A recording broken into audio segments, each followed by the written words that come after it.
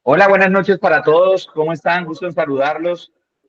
¿Cómo están hoy, 16 de julio? Espero que se encuentren muy bien al momento. Quisiera confirmar cómo me están escuchando en este momento. Hola, buenas noches, profe. Buenas noches, mi ladies, encantado. Milagro, buenas noches. Donny, buenas noches. Bueno, Profe, buenas noches, ¿cómo está? el docente viene en camino, ya en un momento se conecta. Hay dificultades hoy en Bucaramanga en algunas calles. Mientras tanto, quiero preguntarles si han tenido dificultad a la plataforma virtual, si tienen dudas. Nosotros, como es de costumbre, muchos de ustedes se han conectado o los que no, saben que esta clase va a estar grabada y se va a subir a la unidad correspondiente en cada uno de los cursos para que ustedes, pues los que no se han podido conectar, puedan verla en pregrabado.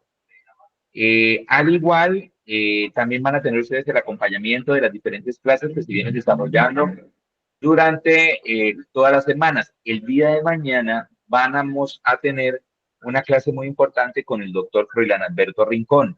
Él es nuestro cardiólogo y director académico y tutor principal en varios programas. Dentro de esos el ACLS, el NALS, el PALS, reanimación cardiopulmonar avanzada prehospitalaria, dentro de otros. Con él van a haber pues varios temas. El día de mañana, todos los que están cursando reanimación cardiopulmonar avanzada, los que están cursando atención prehospitalaria, van a poder despejar dudas con él el día de mañana. Les pido unos minutos mientras ya se conecta el paramédico Reinaldo Orianis y con él continuarán la noche del día de hoy. Si no tienen alguna duda, yo sin embargo voy a estar acá pendiente les voy a dar la oportunidad. Si tienen alguna duda, alguna dificultad en la plataforma virtual, con mucho gusto estaré yo atento. De lo contrario, les pido nos den unos minutos mientras ya se va a conectar el tutor principal del curso de apenas.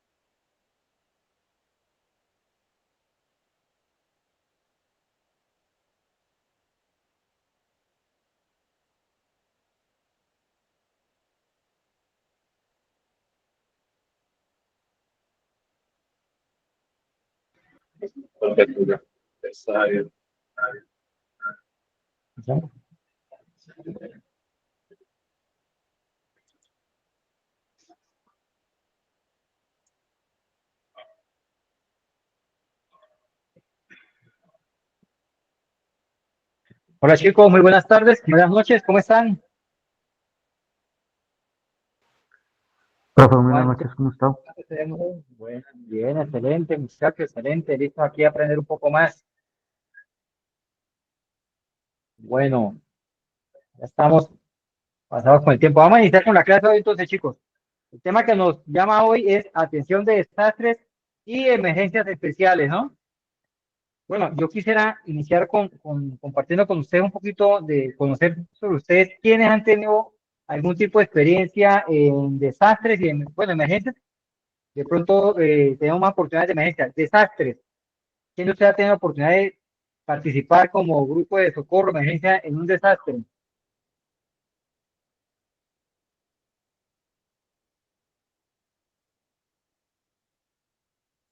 ¿Mm? Profe, buenas noches, ¿cómo está? Muy buenas noches, bienvenido. Profe, pues yo tuve la oportunidad cuando fue el sismo de la parte de Quetame, el primer sismo que hubo por la parte del oriente. En Quetame, sí señor. ¿Participaste en Esa grupos fue de socorro? cuando se cayó cuando hubo fallas de la estructura del templo y tuvieron que derribarlo por ese lado. Y también hubo afectación en esa parte, también inclusive de la movilidad. Y varias gente, pues en ese tiempo, pues la gente perdió las viviendas también, afectación de viviendas. Y muchas réplicas se sintieron en el sitio. Sí. Bueno, vamos a conocer, a entender la diferencia entre lo que es una emergencia y un desastre, ¿no? Y nosotros los APHs tenemos son un pilar fundamental en este tipo de situaciones como tal. ¿Por qué? Porque los APHs desarrollan una capacidad crítica, ¿sí? Toca ser rápidos de pensamiento, tomar decisiones urgentes, ¿sí? Tenemos la capacidad para incidir directamente en la morbimortalidad de las víctimas como tal. Los APH tienen un desempeño positivo en los escenarios, todos los distintos escenarios de desastres naturales, terremotos, inundaciones, tsunamis, incidentes, ¿sí? ¿Por qué? Porque tienen una capacidad de identificar rápidamente, clasificar los pacientes, estabilizar, definir quién se requiere transportar, quién puede esperar, ¿sí? Pues tienen la capacidad para trabajar en condiciones extremas. Esta formación también nos permite adquirir capacidades para enfrentar desafíos de grandes magnitudes y capacidades para trabajar bajo limitación, bajo presión, con equipos que tienen buen conocimiento como equipos o personas que no tienen conocimiento, que logramos integrarlos a nuestro equipo de trabajo para que nos ayuden de alguna manera a enfrentar las situaciones. Eso es las capacidades que ha adquirido una PH como tal para actuar en situaciones de desastre. O sea, mejor dicho, muchachos, en situaciones de desastre, mientras unos se van a correrle, nosotros estamos entrando. Somos la punta de lanza que está ahí al frente, ayudando a salvar vidas, a mitigar los daños ocasionados, ¿sí? Entonces, siempre digo que somos una raza especial. Somos los que estamos siempre allá al frente, poniendo pecho, poniendo nuestra alma, dedicación para el beneficio de otras personas como tal. Los felicito a ustedes por esa opción de vida que toman, esa opción de trabajo, de ser profesionales en esta área. Es fundamental y es muy gratificante incidir en los beneficios de la vida de otras personas como tal. Bueno, muchachos, entonces, objetivos de la clase. Dice, comprender el rol del personal APH en situaciones de desastre y su importancia en la cadena de respuesta, lo que le dije a ustedes, todas las capacidades que tiene la APH dentro de una situación de emergencia y desastre como tal. ¿Cómo puede aplicar los principios de triaje, evacuación, atención de víctimas? ¿Quién puede esperar? Los tipos de triaje, utilizar los colores de clasificación, ¿sí? Y prepararnos de una manera institucional con todo el personal para estar preparados a la hora que se presente una situación de esa como tal. Entonces, concepto entre desastre y emergencia. ¿Sí? Ustedes pueden decirme cuál es la diferencia o qué es una emergencia contra un desastre? ¿Alguien puede aportar algo en eso?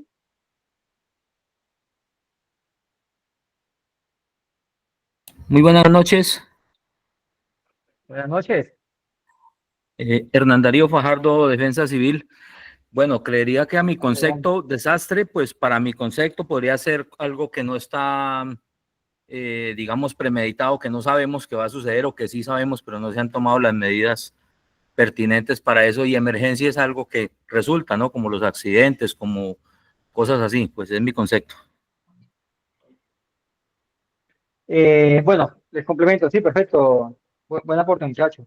Desastre es una situación que se presenta de forma inesperada, ¿sí? La causa puede causar daños a personas o bienes y servicios o al medio ambiente, requiriendo una respuesta inmediata para su control, ¿sí? Mientras que la emergencia es un evento o serie de eventos que causan daños graves a la alteración severa de las condiciones normales, ¿sí? Digamos que el desastre supera la capacidad de respuesta de los recursos locales.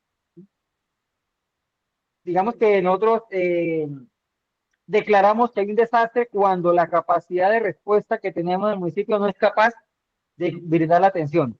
En una emergencia sí tenemos, pues, tenemos cómo cubrirla, tenemos la capacidad de hacerlo, pero el desastre ya los recursos que tenga el municipio o el departamento no son suficientes, toca pedir apoyos a otros departamentos, pedir apoyo el- al, ¿cómo es? Apoyo del gobierno central o inclusive apoyo a nivel internacional, ¿okay? Entonces, hay unas situaciones de emergencias especiales también, cuando hay múltiples víctimas, cuando hay peligros persistentes, cuando hay zonas inestables, presencia de sustancias tóxicas, cuando hay otras situaciones de emergencias especiales, cuando hay necesidades complejas, por ejemplo, cuando hay personas con quemaduras por inhalación, con tóxicos o traumas psicológicos severos y traumas masivos, ¿sí? Cuando la situación tiene un acceso restringido, para llegar al sitio donde está la emergencia es de difícil acceso o frecuentemente pasa cuando hay accidentes aéreos, es difícil llegar a esas zonas como tal, o situaciones de inundaciones, eh, cortan la comunicación con ciertos municipios, llegar allá es complicado, o situaciones que generan un impacto social psicológico, ¿sí? Que genera una gran afectación emocional en la población y los equipos de respuesta como tal. Digamos que tenemos entonces tipos de desastres. Hay naturales, tecnológicos y humanos. Naturales pueden ser terremotos, inundaciones, erupciones volcánicas, deslizamientos de tierra. Los tecnológicos, accidentes químicos, nucleares. Bueno, digamos que los naturales son de origen y fenómenos de la naturaleza sin intervención directa de la mano del hombre, ¿sí? Las características que suelen ser impredecibles. No podemos definir qué momentos exactos va a suceder. Bendito sea, pudiéramos nosotros decir, oiga, va a suceder un terremoto, a pesar de que para el tema de los temblores terremotos hay equipos que miden, sísmicos que miden, sin embargo, no hay tan alerta, pero cuando sucedió, no tenemos tiempo de reaccionar como tal, ¿sí? Tenemos los de origen tecnológico, desastres tecnológicos. Dice que son el resultado de fallas o liberaciones no controladas de sustancias peligrosas en sistemas o infraestructuras. A menudo implican liberación de agentes químicos, biológicos, radiológicos, riesgos específicos para la salud. Y las emergencias humanas o desastres que son provocadas por acciones intencionales del ser humano, son los que el ser humano los provoca como tal. Digamos que tienen alta complejidad, generan, generan violencia, desplazamientos masivos de la población, deterioro de los servicios básicos como tal. Hay muchas afectaciones como tal. Le decía que en los desastres de tipo natural tenemos los terremotos. Un terremoto es un movimiento brusco. ¿Cuál fue el último terremoto que vivimos en Colombia? ¿En qué fecha fue? Significativo. El de Popayán, creo que fue el último gran que generó algo, una tragedia, fue declarado desastre. El de Armenia. Armenia, más reciente Armenia, sí señor. Inundaciones. Inundaciones son otro desastre natural, desbordamiento de cuerpos de agua por acumulación excesiva, ¿sí? Por lluvias torrenciales que afectan las áreas habitadas como tal, o los deslizamientos de tierra, movimientos de tierra, de rocas, cuesta abajo, que normalmente son generados por las lluvias o por sismos como tal, y generan afectación, arrasan poblaciones enteras. Eh, a ver, tenemos entonces por la magnitud, bueno, por su origen, decía que son naturales, que pueden ser los de origen natural, que en el cual no tiene la mano del hombre como tal. Antrópicos, provocados por la acción humana, son los incendios, las contaminaciones que por voluntaria o involuntariamente, donde está la mano del hombre, se genera ese tipo de emergencias, ¿sí? Y los mixtos, que es combinación de ambos como tal, o por la magnitud, que puede ser local, que afecta a una comunidad específica, ¿sí? Puede ser regional, que impacta a varias comunidades, o puede ser de origen nacional. Hay unos, bueno, tenemos otro tipo de emergencias de desastre, que pueden ser explosiones, ¿sí? Puede ser los accidentes nucleares radiactivos, pueden ser los accidentes químicos. Hay muchas plantas de procesamiento que tienen agentes químicos y a veces generan ciertas fugas como tal. Nosotros, como primeros respondientes de un tipo de emergencia, es importante conocer ese tipo de situaciones, qué equipos, cuál es el químico que está esparciendo. No podemos entrar sin los debidos equipos de protección. Muchas veces nosotros llegamos como grupo de salud como tal, nos toca recurrir al cuerpo especializado que es los bomberos, que son quienes tienen sus equipos de protección, sus máscaras de protección para que pueda hacer el abordaje. He tenido situaciones donde chicos entran a prestar los primeros auxilios, a socorrer a personas que están en ese tipo de situación y terminan siendo afectados también por ese tipo de gases como tal. Entonces, hay que tener mucho pendiente de esa situación. Otro tipo de situaciones son incendios industriales de gran escala, incendios en edificios como tal, estructuras importantes, puentes, sistemas de transporte masivo, incendio dentro de un avión. ¿Sí?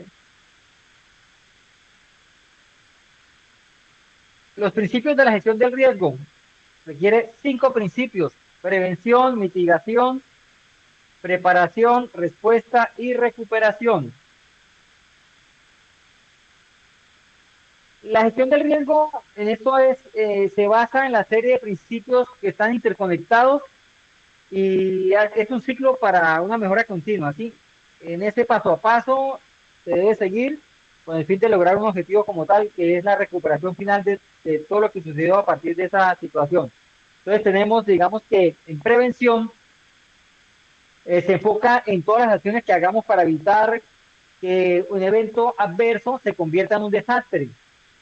Digamos que ejemplos de eso serían la regulación de construcciones, establecer códigos de edificación, de sismoresistencia.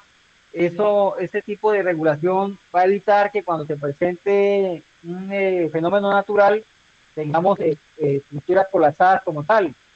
El plan de ordenamiento territorial, la zonificación, el uso del suelo para cierto tipo de establecimientos como comerciales, ¿sí? O industriales como tal. Digamos que prohibir construir en zonas de alto riesgo, eso evita que a un futuro tengamos una emergencia, un desastre como tal. Esas invasiones que son tan complicadas de controlar, por invasiones que terminan construyendo en laderas, en zonas de riesgo, en las orillas, en las orillas de los ríos, eso genera una cantidad de situaciones de alto riesgo. Si no hacemos algo a medida de prevención, vamos a tener la, la situación más adelante como tal, ¿sí?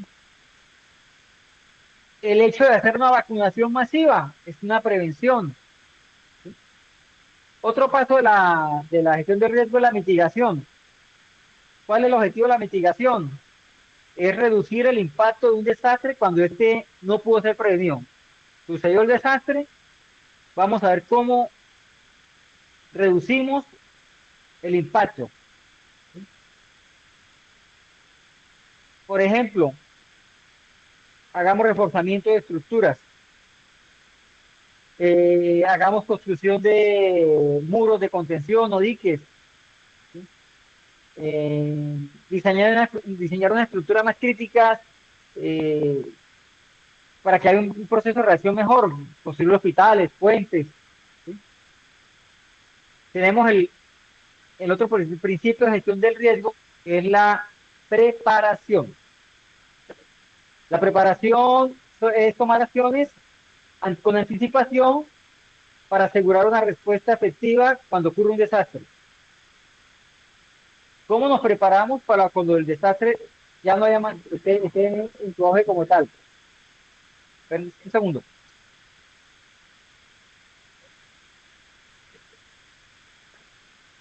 Vea, con C, se rompe la puerta para que tenga un poquito más el ruido como tal. Entonces, en la preparación, ¿qué podemos hacer nosotros? Elaboración de planes de emergencia, contingencia, simulacros, ¿sí? Al tener una bodega de suministros esenciales para cuando se presenten emergencias, ojo, hay que irlas rotando, ¿no? Todas las cosas van venciendo. Les haya capacitación sobre hacer simulacros, cómo reaccionamos ante una situación. Educación pública, hay que educar a la comunidad para que cada uno sepa qué debe hacer en cada situación, ¿sí? Establecer redes de comunicación, dónde debo reportar una situación, cómo debo números de emergencia para reportar cualquier situación que se presente como tal. El otro es respuesta. La respuesta son las acciones inmediatas para atender a la población afectada y reducir el impacto. ¿Qué respuestas podemos tener nosotros ante una emergencia? Llegamos los APH a una emergencia, búsqueda y rescate. Vamos a buscar dónde están las personas lesionadas, a rescatarlos, ¿sí? Localizar, extraer personas atrapadas en escombros, ¿sí? Atención médica de emergencia. ¿Qué acciones de emergencia podemos prestar a la persona en el lugar? Hagamos un triaje, ¿sí? Proporcionar primeros auxilios, estabilizar a los heridos, clasificación según la gravedad de las lesiones, priorizar la atención, definir el transporte, quién se debe ir ya, quién puede esperar todavía, evacuar por una zona más segura, establecer albergues temporales. Es una respuesta a la situación que se presentó, ¿sí? Evaluación de daños. Yo tengo una evaluación de qué daños se presentaron, puedo empezar también a establecer cómo vamos a subsanar, a reponer los daños que se presentaron en la comunidad, ¿sí? Tenemos el proceso de recuperación, que es el último en los principios de gestión de riesgo. Es el proceso de restauración de las condiciones normales de vida, la reconstrucción de las áreas afectadas, tanto a nivel físico como social, económico, ¿sí? Ojo, el apoyo psicológico también es parte del proceso de recuperación, ¿sí? Algunas son a corto plazo, otras son a largo plazo, ¿sí? Pueden durar meses o inclusive años el proceso de recuperación de la zona o de las personas como tal. Digamos que no solamente que vuelva a la normalidad, sino es construir una comunidad más resiliente que antes, que esté preparada, que pueda afrontar situaciones, ¿sí? Que ya sepan cómo hacer en caso de cualquier situación. Proceso de recuperación como tal, restablecer los servicios públicos. Los servicios públicos son fundamentales para el funcionamiento de una comunidad como tal, ¿sí? Hubo afectaciones en infraestructuras, recuperar la infraestructura, la malla vial, los edificios que fueron afectados, ¿sí? Apoyo psicológico, les decía ahorita a ustedes, ¿sí? Proporcionar atención, asesoramiento a esas personas que fueron afectadas por las pérdidas materiales, por pérdida de seres queridos, ¿sí? Son situaciones difíciles de recuperarse, las personas necesitan apoyo psicológico.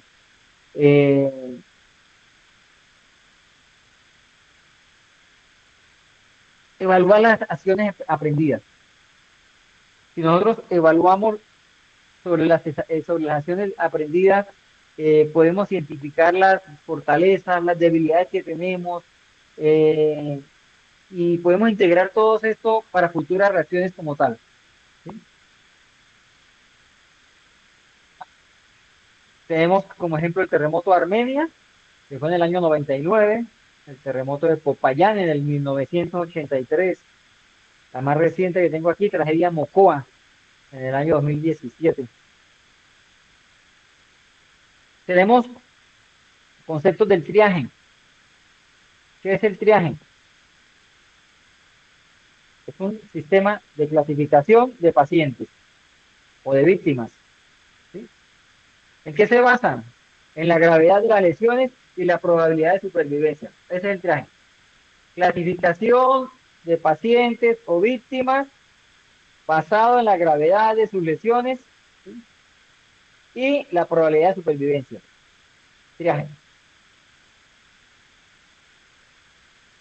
¿Cuál es el objetivo del triaje? Nuestro objetivo es optimizar los recursos disponibles y proporcionar la atención más adecuada a la mayor cantidad de personas posibles en situaciones de emergencia. Y tiene como propósito fundamental establecer prioridades de atención, evacuación, cuando la demanda supera la oferta de recursos médicos. En una situación de emergencia, desastre, en nuestro proceso de triaje definimos quién puede evacuarse con los recursos que tenemos. Hay varios sistemas de triaje. Está el triaje STAR. Simple Triage and Rapid Treatment. Simple y tratamiento rápido. Rápida clasificación y rápido tratamiento. Es un método de triaje rápido, sencillo, que se basa en evaluar 3 parámetros: respiración, circulación y estado mental. Yo llevo del paciente, respira o no respira. Si no respira, hago apertura vía aérea. En el triaje de caso tengo que hacer, no, ay, no respira, me voy para el otro, no, hago apertura vía aérea porque en ese momento yo puedo recuperar paciente. ¿Sí? Miro la circulación del paciente, ¿sí?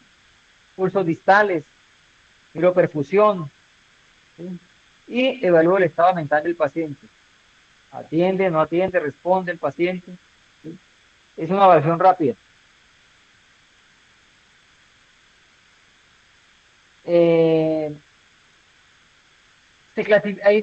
Los pacientes los clasificamos por colores. Tenemos rojo, amarillo, verde y negro.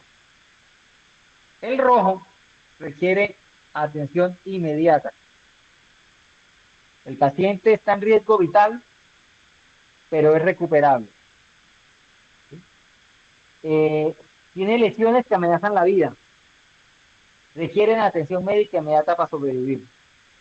¿Me pueden ayudar con algunos ejemplos de pacientes que pueden estar en rojo? Pacientes que vamos a clasificar en rojo. Tienen lesiones que amenazan la vida. ¿Qué lesiones pueden estar amenazando la vida?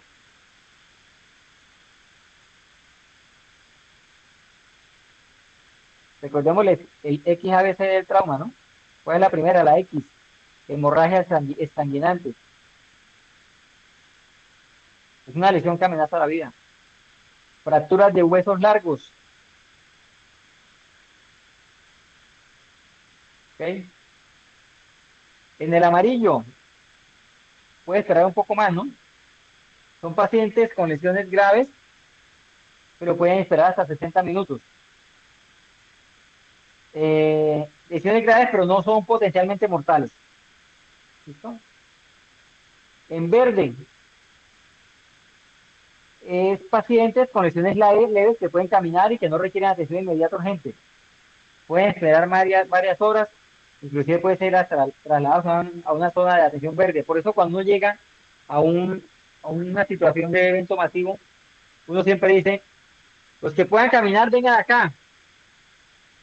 Y uno llama a todos los que pueden caminar y los saca. Con eso se ya hizo primera clasificación y evacuó una cantidad de gente de ese lugar que de pronto le va a demorar a usted más el proceso de estar haciendo un triaje a los que de pronto requieren atención más rápida. Entonces, los que pueden caminar, se pueden moverse, háganse para este lado.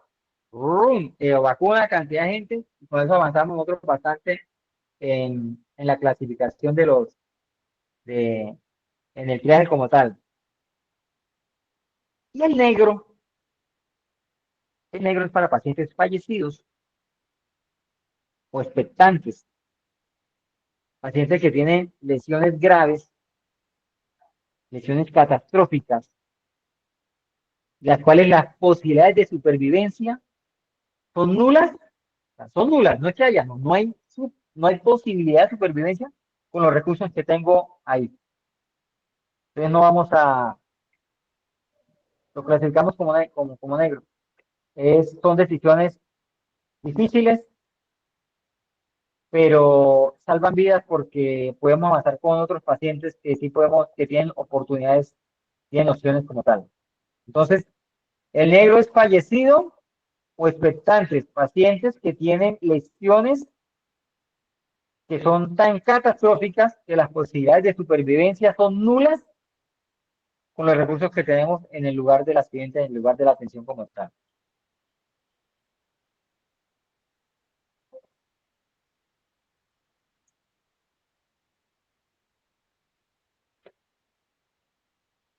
Bueno, escenario, accidente de tránsito múltiple. Ha ocurrido un choque múltiple en una carretera principal. Hay 5 víctimas con diferentes lesiones. Como personal APH debes aplicar los principios de triaje para priorización de la atención. Tenemos una víctima que es un hombre de 45 años, inconsciente, respiración irregular, pulso débil, sangrado abundante en pierna. Víctima 2, mujer de 30 años, consciente, dolor torácico, dificultad respiratoria, sin sangrado visible. Víctima 3, niño de 10 años, consciente, llanto fuerte, fractura expuesta en brazo, sangrado controlado. Bueno, vamos a participar un poco acá, chicos. Vamos a darle, según el triage por colores, qué color le vamos a dar a cada uno de esos 3 pacientes que tenemos ahí. ¿Qué color le asignamos a la víctima número 1? Hombre de 45 años con sangrado abundante en pierna, hemorragia sanguinante, respiración irregular, pulso débil, inconsciente. Todos esos signos, inconsciente, pulso débil, son reflejos de la hemorragia que tiene el paciente, ¿no? ¿Qué color le damos a esa víctima número 1, chicos? Rojo. Rojo. Color rojo, profe. Exactamente, color rojo. Y si llegamos nosotros al lugar y encontramos al paciente en esa condición, necesitamos establecer maniobras rápidas. Uno puede llegar a decir, ay, rojo, le puse rojo y me fui para el otro paciente. No, porque cuando venga el equipo a atenderlo ya no es rojo, ya es negro. Torniquete y control de hemorragia, que es lo que vamos a controlar al momento. ¿Sí? Con eso vamos a mejorar, por lo menos a estabilizar pacientes, no va a haber control de hemorragia. Ya vendrán el siguiente equipo, que es el de estabilización, hacer sus respectivas maniobras, vía, ¿cómo es? Hacer reposición de líquidos, control de hemorragia, reconstitución de torniquetes si se requiere como tal, ¿sí? Pero no es solamente llegar y colocarle rojo, ese señor es rojo y me voy para el otro. No, no, porque cuando llega el equipo de atención ya no es rojo, ya es negro. Importante eso, pero eso es rápido. Siguiente paciente.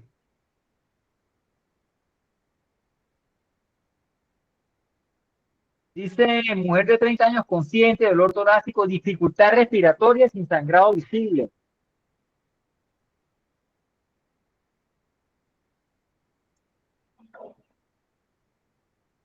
¿Qué color le colocamos a la señora?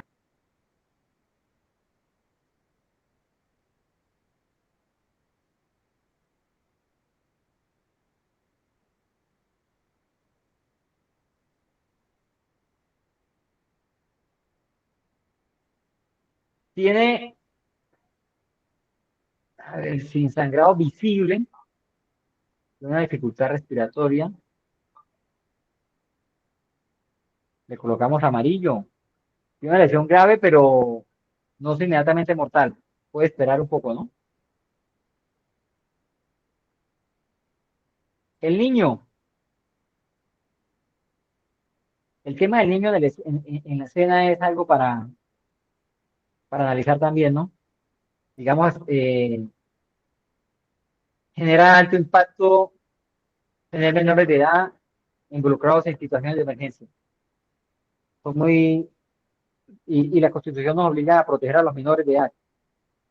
Y un niño llorando, viendo al papá, al mamá de pronto inconscientes, se siente desprotegido, se siente vulnerable, va a hacer que el escenario sea un poco más complicado como tal para nosotros. Pero no tiene sangrado, una fractura expuesta, ¿sí? Es un chico que yo lo clasifico también con amarillo, pero requiere una atención también oportuna como tal. Pero en el orden de clasificación se atiende primero a la mujer. El niño no tiene lesiones que estén comprometidas con la vida como tal. ¿Qué tenemos que hacer? Técnicas de evacuación seguras. Antes de iniciar cualquier evacuación es fundamental evaluar. ¿Qué evaluamos? ¿Qué riesgos secundarios hay? Ojo, no ingresamos si la escena no es segura, ¿no? Nosotros vamos a apoyar, no a hacer, vamos a ser parte de la solución, más no parte del problema, ¿no? Terminan todos los equipos de rescate salvando a los rescatistas. ¿Sí? ¿Qué rutas de evacuación son disponibles? ¿Cuál es la mejor opción para evacuar a ese paciente? ¿Sí? Con qué recursos contamos y con qué materiales contamos para hacer la evacuación? Eh, no siempre lo más rápido es lo mejor, lo más seguro es lo mejor, tanto para nosotros como para pacientes. Hemos visto de pronto, ustedes han visto en redes sociales muchos procesos de rescate donde por salvar a una persona terminamos generándole más lesiones.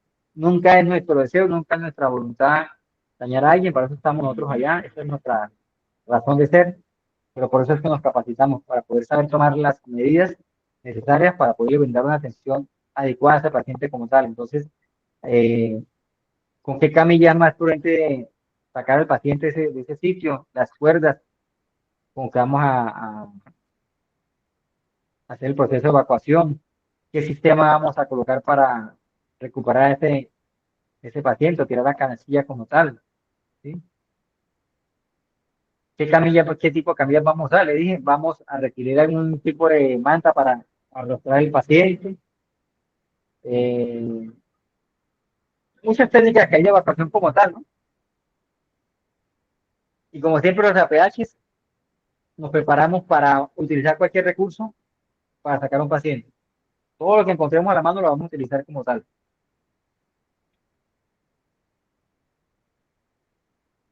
Tenemos zonas de intervención, zona caliente, zona tibia, zona fría. Zona roja, zona amarilla, zona verde. A eso refiere. En la zona roja, ¿qué encontramos? El peligro latente como tal.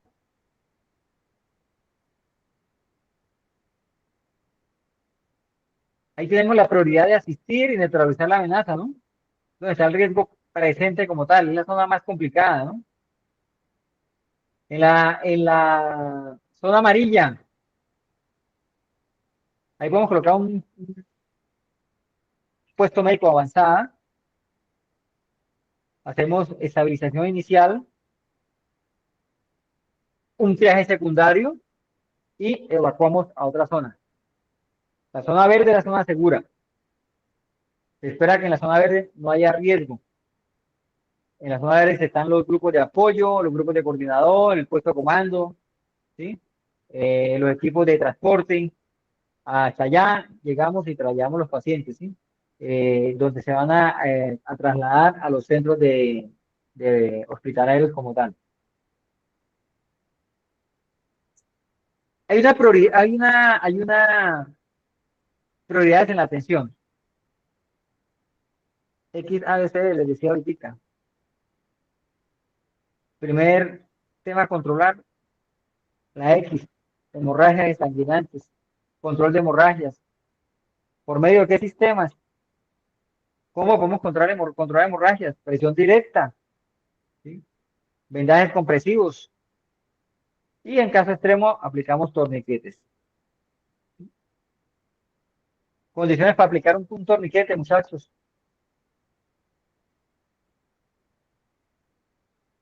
¿Mm? Condiciones para aplicar un torniquete, chicos. ¿Qué debe cumplir un torniquete para aplicar qué debemos tener en cuenta a la hora de aplicar un torniquete?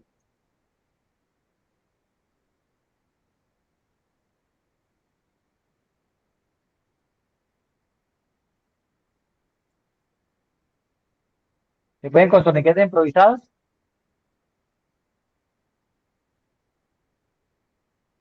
¿Sí aplica? ¿Utilizar torniquetes improvisados?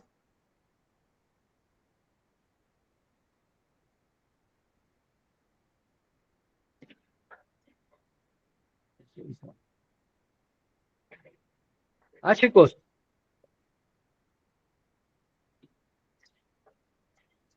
¿qué condiciones se deben cumplir para colocar un torniquete?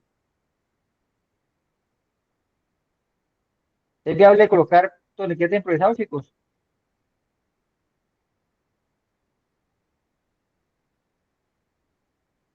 ¿En qué lugar se coloca torniquete en cuanto a una hemorragia? ¿En extremidades? ¿O en qué más parte del cuerpo? ¿Cuánto se debe apretar el torniquete? En extremidades y lo más cerca de la hemorragia. Y si es un torniquete certificado, se le da una vuelta, tengo entendido.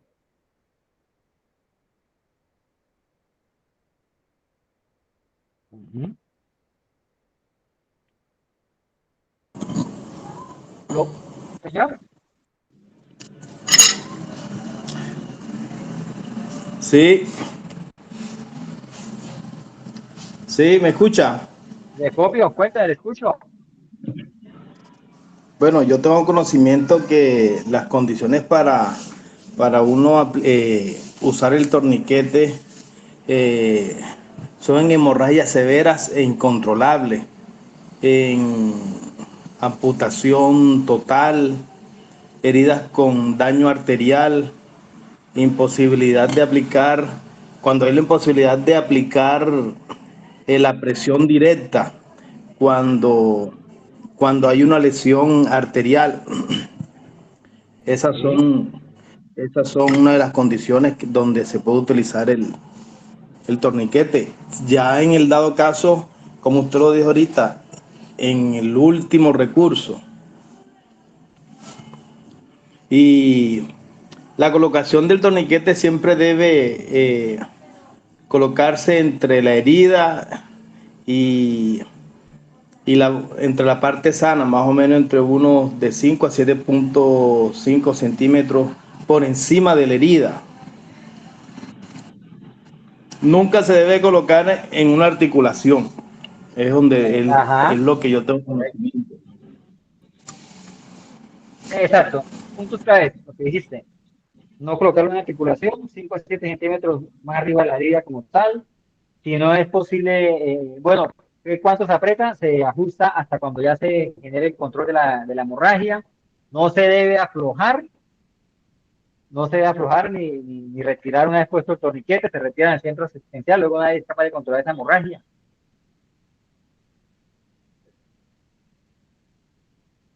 ¿Listo? Inmovilización. Hacemos estabilización del paciente, estabilizamos la alineación de la extremidad. Si la persona está inconsciente,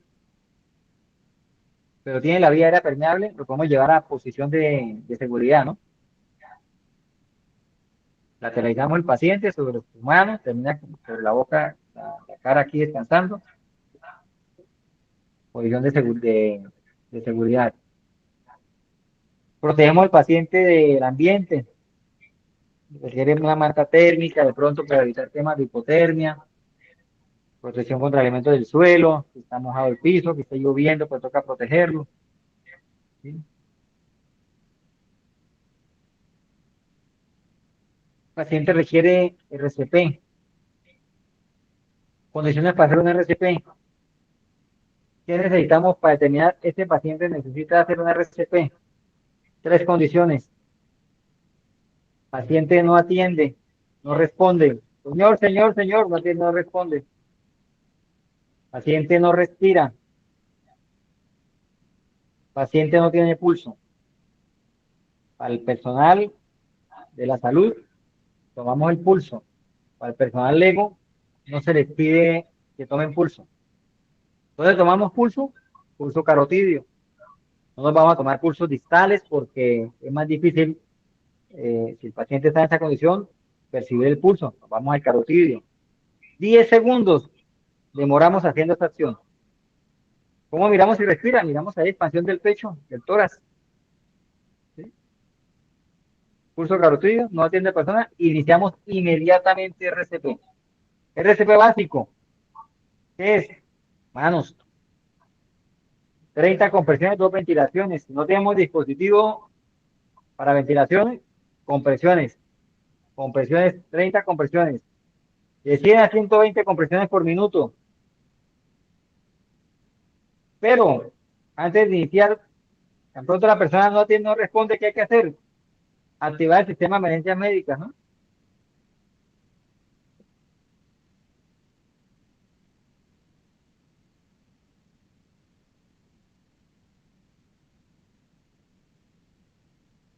Tenemos el deslizamiento de Mocoa. ¿En qué año fue? En Mocoa, 2017. 320 fallecidos. Por ahí pasó la cuenta, ¿no? 400 heridos. 1.500 viviendas afectadas. ¿Cuál fue la respuesta de la atención hospitalaria? Activación de equipos de emergencia locales y nacionales. Superó la capacidad, se volvió un desastre.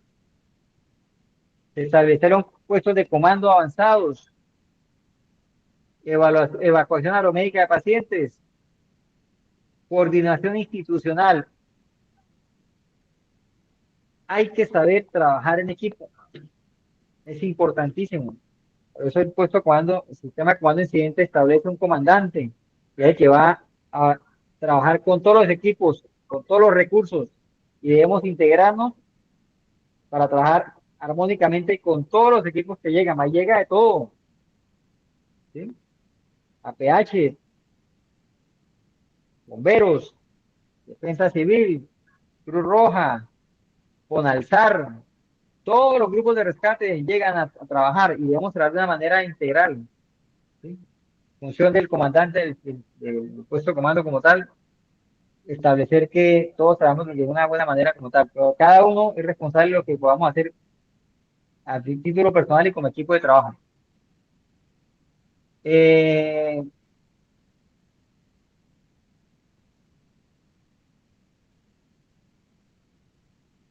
Donde ustedes están trabajando, ¿tienen protocolos específicos para eventos con múltiples víctimas? Yo les comparto a ustedes algo personal.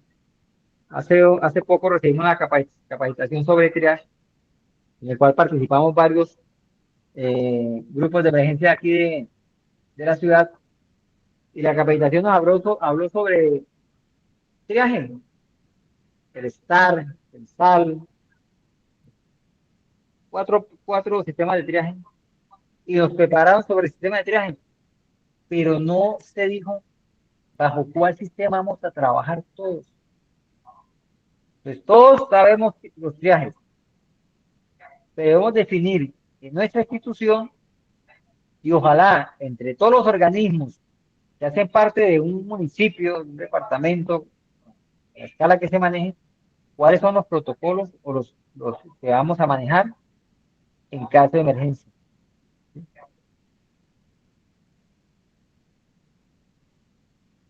Estamos capacitados para hacer un triage, cargamos las cintillas de colores, las cintas de colores o las tarjetas de clasificación en nuestras ambulancias, o no las tenemos. Difícilmente, no, muy poco la aportan como tal, y hay que incorporarlas. Nosotros no, ojo, no sabemos en qué momento se va a presentar la urgencia de la emergencia. He atendido 2 casos de buses que se van a abismos y llegamos, y los equipos de emergencia, ninguno tiene el triaje, no tienen las cintas de clasificación. Y uno no sabe en qué momento. Estamos listos, preparados, ¿sí? Podemos contar con todo como tal, es nuestra responsabilidad. ¿Con qué recursos contamos en nuestra área como tal? En mi municipio, ¿qué hay? Nuestro cuerpo de bomberos. ¿Cuántas ambulancias tenemos? Tenemos brigadistas, primeros respondientes. Hemos capacitado a la comunidad para saber cómo comportarse ante una situación de urgencia o emergencia como tal. Bueno, muchachos, entonces, así un repasito como tal de lo que hicimos hoy. Recordar que la atención hospitalaria requiere una capacidad de respuesta crítica, requiere una capacidad de poder hacer un triaje rápido sobre los pacientes, capacidad de trabajar en equipo, trabajar bajo presión, trabajar con los pocos recursos que tengamos o los muy buenos recursos que tengamos, saber utilizarlos. A veces pecamos de que tenemos de todo, pero no sabemos utilizarlos como tal. ¿Sí? Miramos el concepto entre desastre y emergencia, que emergencia es una situación que podemos darle respuesta a nosotros con nuestros recursos. Un desastre es cuando ya se sale de toda capacidad nuestra de cómo atenderla y nos toca recurrir a municipios vecinos, apoyo nacional o inclusive apoyo internacional como tal. Que hay emergencias con múltiples víctimas, ¿sí? Donde la capacidad de personas lesionadas sobrepasa nuestra capacidad de emergencia habitual. Ahí hacemos triaje como tal. Que hay emergencias con peligros persistentes como zonas inestables, como sustancias tóxicas, riesgos de colapso de estructuras. Vimos de que hay emergencias donde el acceso es restringido. Vimos que hay emergencias donde el impacto social y psicológico es bastante alto. ¿Sí? Situaciones de emergencias naturales, de emergencias, desastres naturales son terremotos, inundaciones o deslizamientos, pero ojo que puede haber una combinación, ¿no? De un terremoto puede volverse un desastre puede volver una emergencia al afectar plantas químicas, ¿sí? Un deslizamiento también puede ser ese tipo de situaciones, ¿no? Explosiones en fábricas, accidentes nucleares, accidentes con sustancias químicas, actos terroristas, ataques con deliberados con explosivos, con agentes químicos o biológicos, la guerra, las situaciones de conflicto internacional generan los desplazamientos que se vuelve también una emergencia, ¿no? Atender a las personas como tal. La clasificación de la emergencia según la magnitud o el impacto, que puede ser local, son daños limitados con pocas víctimas, puede ser un desastre mayor, donde el impacto ya es más significativo, con un número considerable de víctimas, o puede ser un gran desastre, que es una destrucción masiva, que toda nuestra capacidad de respuesta es sobrepasada como tal.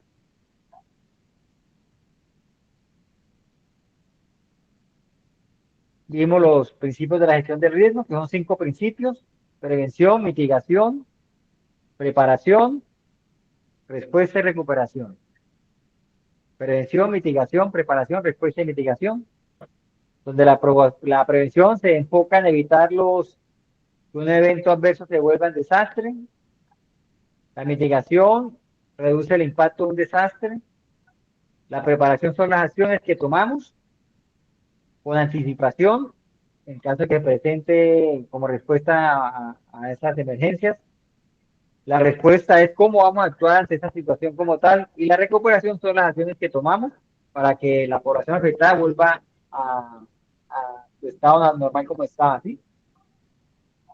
¿Sí? Vimos algunos casos de situaciones de desastre, concepto del triaje, uso de colores del triaje como tal. ¿Qué evaluamos en el triaje? Entonces, evaluaciones rápidas, respiración, circulación y estado mental. Vimos que usamos 4 colores: el rojo, el amarillo, el verde y el negro, donde el rojo es una persona que requiere intervención inmediata. El amarillo puede esperar un poco más, tiene lesiones graves, pero puede esperar un poco más, no tiene lesiones compatibles con la vida en el momento como tal. El verde se usa para lesiones menores, normalmente personas que pueden movilizarse por sus propios medios. Y el negro se utiliza para clasificar personas fallecidas o personas expectantes que las lesiones que tienen no hay posibilidad de supervivencia con los recursos que tenemos en el lugar del desastre como tal. Bueno, chicos, eso es todo lo que teníamos para hoy sobre esta unidad del diplomado de atención hospitalaria, atención de desastres en emergencias como tal. No sé si tienen alguna pregunta que les pueda complementarle la capacitación del día de hoy. Algo para complementar, algo para aportar.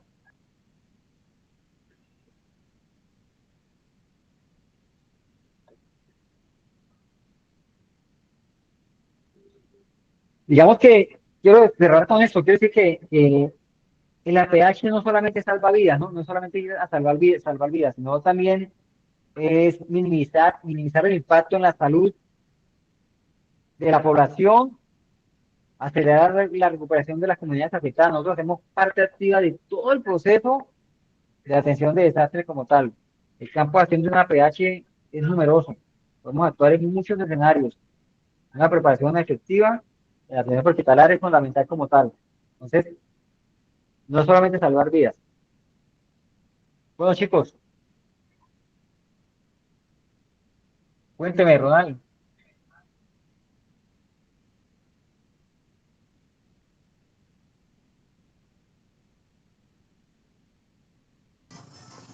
No, bien, bien. Todo claro y gracias por compartir un poco de sus conocimientos para seguir aprendiendo un poco más. Listo, Ronald. Experiencia, sí, bastante experiencia hemos tenido en emergencias. En desastres, sinceramente, no he tenido la oportunidad de actuar todavía en un desastre como tal, pero estamos preparando sistemáticamente, permanentemente. Eso que están haciendo ustedes también, estarse preparando para poder saber cómo reaccionamos en cualquier momento. Es importante, chicos. Es importante y muy gratificante poder uno ser parte activa de un grupo de emergencia y ver cómo influimos en la vida de otras personas. Los felicito a ustedes por esta decisión que han tomado nuevamente. Un abrazo a todos, Dios los bendiga y bueno, muy buena noche para todos, chicos. Muchas gracias, profe. Un gusto para todos. Buen descanso. Profe, muchísimas gracias. Feliz noche. Gracias, un placer.